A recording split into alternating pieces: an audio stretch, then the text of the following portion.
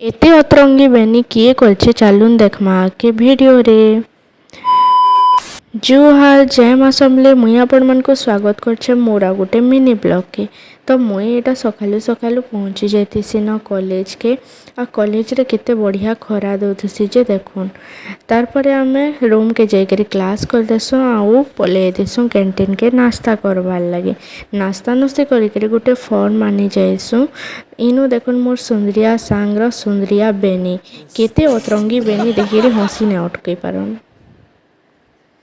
तार परे आमे से फॉर्म आनसु जेथिले आमे 4 दिन तक घाटी हेइछु। तार परे आसिकरी क्लास करसु मैम डाकू जसन बेले सेटा आमे सबु नोट्स बने पका क्लास सरिकरी आमे बाहरी पड़सु घर के आइला परे देखुन तो एटा मैं काना खाउछे जे आपनकर मानकर मोहन भी पानी आसी जाउछे के कहबे तो मुई इनो खाउथली कच्चा आम नून मिर्चा बहुत टेस्टी थिला आज लगे एतकी बाय।